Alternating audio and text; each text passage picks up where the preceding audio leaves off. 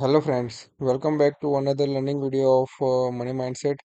आज हम एक ऐसे टॉपिक के बारे में बात करेंगे जब यहाँ पे ऐसे टॉपिक पे कोई बात नहीं कर रहा है। गोल्ड एंड सिल्वर, कौन सा मेटल प्रीसियस है? तो जनरली ऐसा हम लोग सुनने में आता है और हम लोग मानते हैं कि गोल्ड प्रीसियस मेटल है, और गोल्ड प्रीसियस मेटल है क्योंकि गोल्ड की प्राइस जिस तरीके से बढ़ रही है। ऑलमोस्ट 99,000 रुपीज पर गोल्ड की प्राइस है 24 कैरेट की।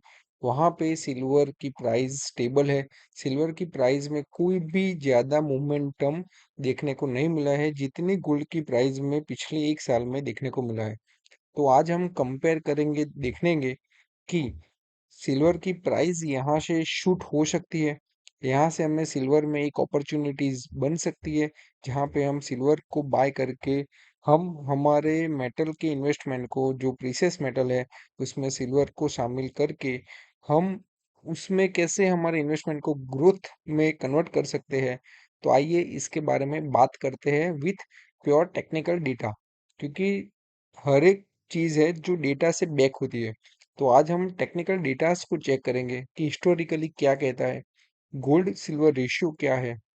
ये सारे टॉपिक के ऊपर हम ब्रीफ में बात करेंगे, जहाँ पे आप अपना विजन क्लियर करके, अगर आपने अभी तक सिल्वर में इन्वेस्ट नहीं किया है, क्योंकि यहाँ पे जो इमेज दिख रही है उसमें मैंने सिल्वर को गोल्ड लिखा हुआ है और गोल्ड को सिल्वर एस करके सिल्वर में लिखा हुआ है।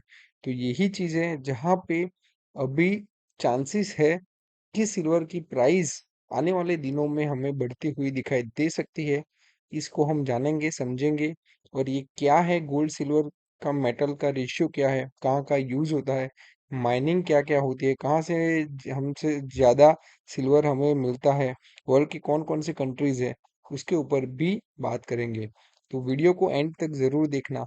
यहाँ से आप एक ऐसे टॉपिक और एक ऐसे इन्वेस्टमेंट के एसेट को आइडेंटिफाई करेंगे जहाँ पे जनरली हम नहीं जाते हैं, क्योंकि इसके बारे में बात नहीं होती है। तो आइए आज हम एक कुछ नए टॉपिक के बारे में बात करते हैं। तो शुरू करते हैं वीडियो को। शांति से वीडियो को एंड तक जरूर देखना। तो चलिए हम पहले सिल्वर की प्राइस को ऑब्जर्व करते हैं कि सिल्वर की प्राइस क्या कहती है। एक्चुअली जो वर्ल्ड के मार्केट है वहाँ पे सिल्वर और गोल्ड औंस में मेजर किया जाता है, और औंस, एक औंस का ग्राम में अगर हम कन्वर्ट करें तो वो 31.1 ग्राम होता है। 1 ounce इज इक्वल टू 31.1 ग्राम ये होता है। तो सिल्वर की प्राइस यूएसडी पर ओंस है। तो 31 ग्राम सिल्वर की प्राइस अभी 32.99 यूएसडी चल रही है। जनरली ये ग्लोबल फाइनेंशियल टर्म्स में ही मेजर होता है, क्योंकि वर्ल्ड मार्केट में जब ट्रेड होता है गोल्ड और सिल्वर, जब उसकी डिमांड सप्लाई को हम देखते हैं तो वो हमें ओंस यूएसडी में ही मेजर किया जाता है। तो हम करंटली देख रहे हैं, तो जहां पे गोल्ड अपना ऑल टाइम हाई बना रहा है, देखिए ये मंथली टाइम फ्रेम का चार्ट है। 300 400 यूएसडी पर आउंस से लेकर अभी 3,303 नंबर भी एक बढ़िया सा है, 303303। तो ये गोल्ड यूएसडी पर ओंस का चार्ट है। वहां पे हमें क्लियरली हायर हायर हाइज ही देखने को मिल रही है। जहां पे हम सिल्वर को कंपेयर करें तो सिल्वर एक साइडवेज मोमेंटम में है। जो उसका टॉप है वो 34.5 है, और उसका जो नजदीक का बॉटम है 31.64 है। उसके बीच में ही सिल्वर मूव कर रहा है। तो क्या ऐसा हो सकता है कि यहाँ से सिल्वर हमें ऑल टाइम हाई को टच करता हुआ देखने को मिले और इस हाई को तोड़ के नया हाई बना सकता है? चलिए इसको डिटेल में जानते हैं। तो पहले हम देखेंगे कि सिल्वर कौन कौन सी इंडस्ट्री में यूज होता है, क्या उसका डिमांड है, और वो जो इंडस्ट्री में यूज होता है उसकी आने वाले दिनों में कितनी डिमांड रहेगी। उसके बेस पे सिल्वर का डिमांड बढ़ सकता है, और सिल्वर का डिमांड बढ़ेगा तो ही उसकी प्राइस में मोमेंटम ये और उसकी प्राइस हमें कन्वर्ट होते हुए देखने को मिल सकती है। तो चलिए हम देखते हैं कि सिल्वर कौन कौन सी इंडस्ट्री में यूज होता है। तो सिल्वर जो है वो मेजरली सर्किट्स है, सोलर पैनल्स है, बैटरीज है और मेडिसिन, ये चार मेजर इंडस्ट्री है, वहां पे सिल्वर का यूज होता है। सर्किट्स में सिल्वर का क्यों यूज होता है? क्योंकि सिल्वर की कंडक्टिविटी है वो ज्यादा रहती है, जो लॉसेस कम करती है, और हमारा जो अल्टीमेट गोल है कि हम बिजली की बचत करें, वो हमें सिल्वर से मिल सकता है। तो सिल्वर हम क्यों केबल्स में नहीं यूज करें? क्योंकि केबल्स इतने सारे यूज होते हैं, वहां पे कॉस्ट हमें नहीं इफेक्टिव लगता है, इसीलिए हम सिल्वर को वहां पे नहीं यूज कर सकते। बट ये जो कॉम्पैक्ट सर्किट्स आती है, वहां पे हम सिल्वर का इफेक्टिवली यूज करते हैं। कई सारी इंडस्ट्री में सिल्वर का यूज होता है। दूसरा जो है वो सोलर पैनल। हमारा भारत का 2030 का विजन है कि हम 500 गीगावाट रिन्यूएबल एनर्जी से हम बिजली को पैदा करेंगे। तो रिन्यूएबल एनर्जी में मेजर जो कंट्रीब्यूशन है, 25% तक सोलर का कंट्रीब्यूशन है।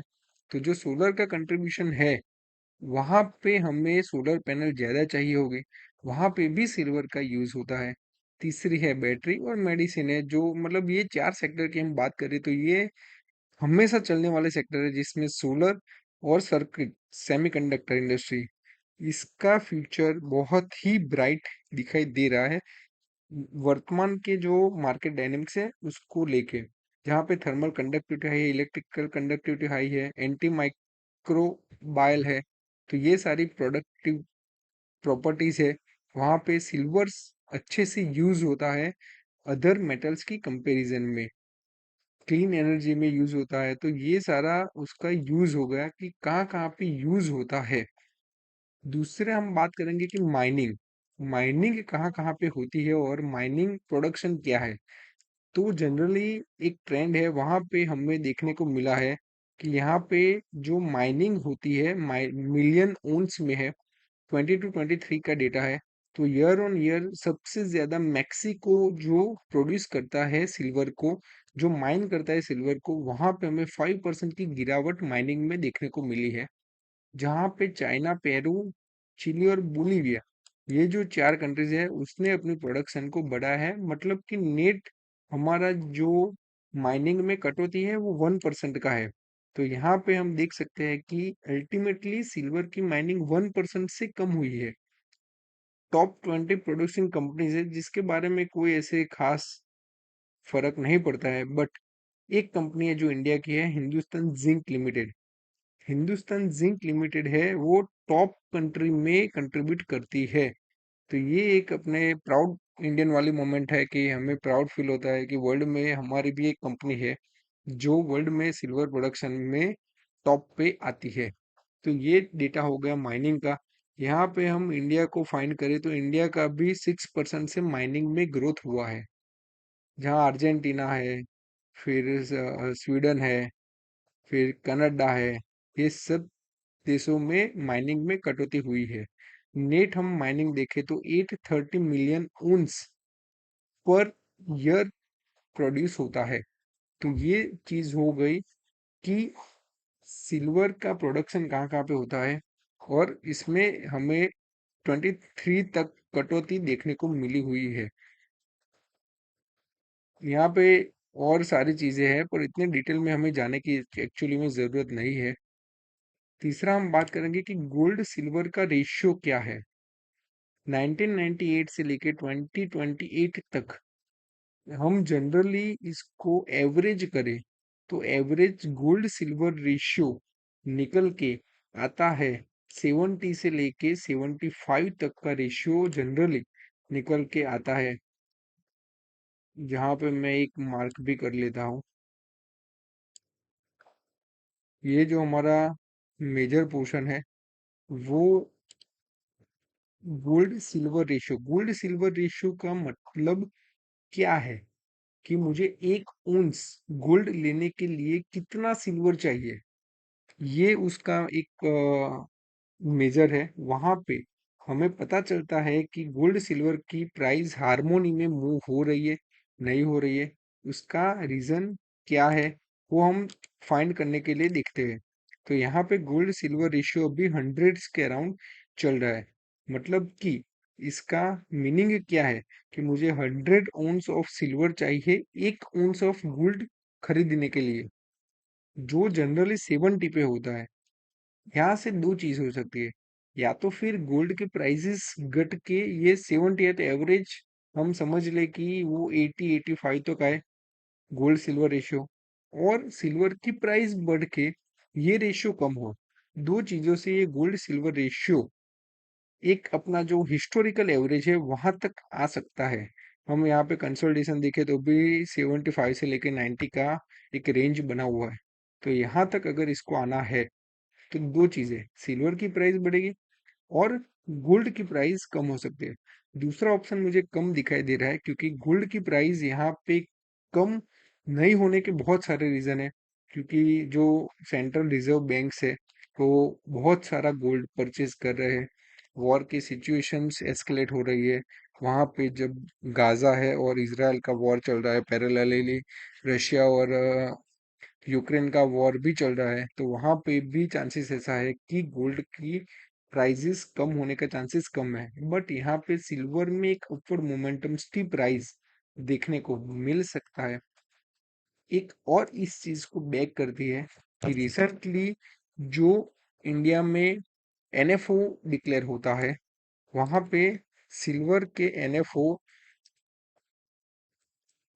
वर्ल्ड की जो बड़ी कंपनी है DSP mutual fund, DSP black rock mutual fund है, उसने अभी सिल्वर का एनएफओ निकाला हुआ था। वहां पे इसमें एक्चुअली नहीं दिखाई देगा कि कौन से डेट पे निकाला था, बट रिसेंटली मई 25 में सिल्वर का एनएफओ निकला था। यहाँ पे देखिए कि new open ended scheme for silver ETF fund of fund May 15 2025। तो यहाँ पे सिल्वर का एनएफओ निकाला था। सेम चीज ग्रो ने भी सिल्वर का एनएफओ निकाला था। तो ये सारी चीज है जहाँ पे लोग और बड़े बड़े जो प्लेयर है, जो इंस्टीट्यूशनल इन्वेस्टर है, उनको भी पता है कि सिल्वर अंडर वैल्यूड है। कैसे अंडर वैल्यूड है वो हमने देखा, कौन कौन से रेशियो को ऑब्जर्व करके देखा, और क्या हमारा थॉट है, कहाँ पे यूज होता है, कौन कौन सी इंडस्ट्री में यूज होता है। जैसे कि इलेक्ट्रॉनिक इंडस्ट्री, तो वो इंडिया में बूम कर रही है। इंडिया का जो एक्सपोर्ट है उसमें top contributor mobile accessories industry है, इलेक्ट्रॉनिक इंडस्ट्री है, वहां पे भी सिल्वर का यूज होता है। तो क्या हमें सिल्वर को इन्वेस्ट करना चाहिए? आप कमेंट करके जरूर बताना कि आपको सिल्वर के बारे में क्या राय है। बाकी जब मेरा थॉट्स प्रोसेस है, मेरा जो डेटा बैक्ड सिस्टम है, वो ऐसा बताता है कि ये सिल्वर है, वो अगला गोल्ड बन सकता है। तो आप अगर कैसे सिल्वर में इन्वेस्ट कर सकते हैं, ये जानने के लिए हम ब्रीफली उस पे भी देख लेते हैं कि अब सेफली सिल्वर को इन्वेस्ट करना है तो हम ईटीएफ्स ले सकते हैं। बेस्ट हम सजेस्ट करते हैं कि बेस्ट ईटीएफ इन सिल्वर। तो सिल्वर में एक्चुअली बेस्ट ईटीएफ जैसा कुछ होता नहीं है, क्योंकि जैसे सिल्वर का प्राइस चलता है वैसे ही वहां पे उसका प्राइस मूव होता है। तो यहाँ पे निप्पॉन सिल्वर है जो सिल्वर का प्राइस हमें इंडिकेट करता है। एक साल में रिटर्न 8% सिल्वर का है, गोल्ड का रिटर्न 33 से 35% है। तो क्या आने वाले पीरियड में, आने वाले सालों में ये रिटर्न मैक्सिमाइज होकर 30-40% हो सकता है? ये भी आप कमेंट करके ज़रूर बताना कि आपकी क्या राय है। हम आपकी राय को भी समझेंगे और वहाँ पे हमारा भी नॉलेज इंक्रीज करने के लिए देखेंगे। क्योंकि जनरली होता क्या है, मैं यहाँ पे क्यों आता हूँ, क्योंकि जो हमने गलती की है, हम जिसके पीछे भागते हैं वहां पे पैसा नहीं बनता है। जिस चीज के बारे में कोई बात नहीं करता है वहां पे पैसा बनता है।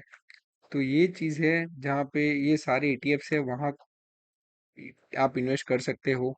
धीरे धीरे करके इसकी एसआईपी भी कर सकते हो, वहां पे भी आप एक अच्छा सिल्वर में इन्वेस्टमेंट पोर्टफोलियो को वैल्यू कर सकते हो, अपने पोर्टफोलियो में सिल्वर को स्थान दे सकते हो। दूसरी चीज है, आपको सिल्वर को डायरेक्टली जैसे गोल्ड का कॉइन लेते हो वैसे सिल्वर डायरेक्टली परचेस करो मार्केट से। वहां पे होगा क्योंकि वहां पे आपको एक्सटर्नल चार्जेस ऐड हो गए। जो चार्जेस है वो गवर्नमेंट लेगी, उसके ऊपर टैक्स लगेगा, वो सारे चार्जेस है वो यहाँ पे कम होते हैं।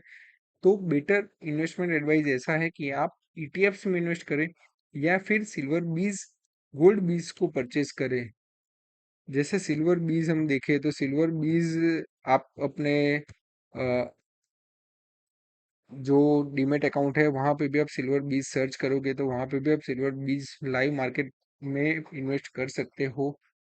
तो सिल्वर बीज में भी इन्वेस्ट करने के लिए देखिए, तो इतना ही डेटा आपको लेके चलना है। वहां पे आप सिल्वर को अपने पोर्टफोलियो में डालोगे कि नहीं डालोगे वो अपनी चॉइस है।